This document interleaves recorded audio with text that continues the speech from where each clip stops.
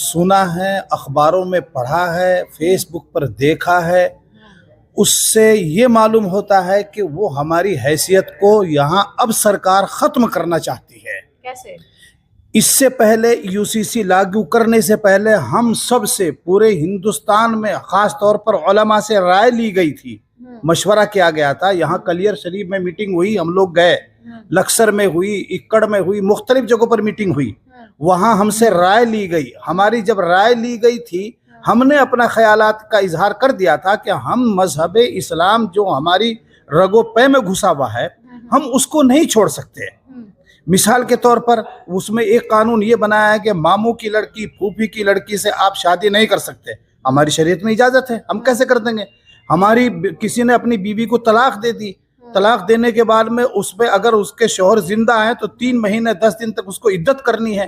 انہوں نے ایام عدت ختم کر دیے، تو یہ شریعت کے اندر دخل ہے، یہ تو نہیں برداشت کر سکتے تھے۔ اب ہمارے مسئلے میں ہمارے سے تعلق رکھتے ہوئے جب ہم سے پوچھا گیا، ہم نے جواب دیا، اس پر تو کوئی رد عمل نہیں کیا، مسلط کر دیا۔ کیوں کر دیا مسلط؟ اگر ہم اس ملک کے باشندے ہیں تو ہمیں اپنی رائے دینے کا مکمل حق ہے۔ اگر ہمیں حق ہے اور ہم اس ملک کے باشندے ہیں اور رہیں گے، اگر اس کے خلاف وہ کام کر رہے ہیں تو ہم پر مسلط کیا جا رہا ہے، نہ کہ ہم سے پوچھا جا رہا ہے۔ کیوں پوچھا تھا؟ جب مسلط کرنا ہی تھا تو ہم سے پوچھنے کی ضرورت کیا تھی؟ مسلط کر دیا، ختم بات۔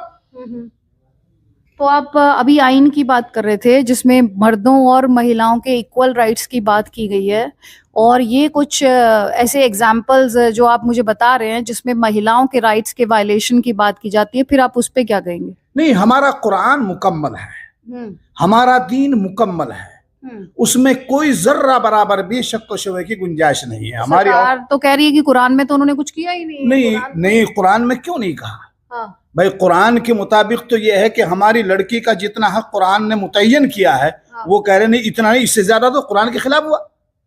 کہاں زیادہ تو؟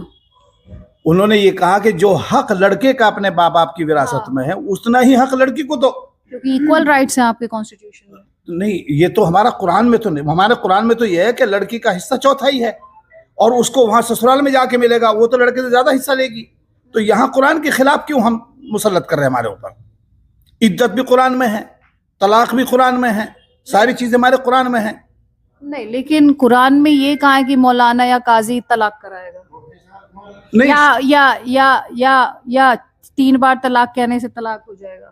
نہیں تو آپ ہی کے مسلم ایکٹیوسٹ جو ہیں وہ کوسچن کرتے ہیں، وہ کہتے ہیں ایسا نہیں لکھا ہے قرآن میں۔ نہیں، دیکھو، جس کو اسلام نہیں ماننا، جس کو ہندو دھرم نہیں ماننا، جس کو سکھ مذہب نہیں ماننا، تو اس کی کوئی ٹھیکیداری نہیں ہے۔ جو مذہبی لوگ ہیں، یہ لوگ بیٹھے علماء کرام ہیں جن کا رات ہر دن دین ہی پڑھنا اور پڑھانا ہے، ان کو زیادہ پتا ہے۔ ایک آدمی کو اس کی ہوا تک نہیں لگی، اسے پتہ ہی نہیں دین کیا چیز ہے، وہ جو چاہے بکتے، اس کے کہنے سے کیا ہو رہا ہے؟ نہیں، لیکن آپ جو مجھ سے کہہ رہے ہیں، ہاں پوچھنا چاہ رہے، آپ بولے، آپ سمجھائیے۔ ہاں نہیں، بس سمجھانا تو یہ دیکھے جی، جو ملکی قانون ہے وہ ہمارے سر آنکھوں کے اوپر ہیں۔ بہرحال بس یہی ہے کہ قاری صاحب تھوڑا جذبات میں آ کر کے بولنے، کہنے کا مقصد یہ ہے کہ ہماری جو شریعت ہے وہ وحی کے ذریعے سے متعین ہے۔ البتہ کہیں اگر اس میں شریعت میں کوئی کمی زیادتی ہو سکتی ہے کسی حالات کے پیش نظر، تو پھر مفتیان کرام ہوتے ہیں اور ہوتی رہتی ہے۔ مثلاً آپ تھوڑا اس کو ہندی کے سندرب میں بولیں گے نا تو وہ زیادہ لوگوں کو سمجھ آئے گا۔ کہنے کا مقصد یہ ہے کہ یہ جو UCC ہے، حضرت نے ایک بات تو یہ فرمائی کہ قانون میں جو ہے ہم کو اختیار دیا گیا ہے، 29 دفعہ 23 سے لے کر کے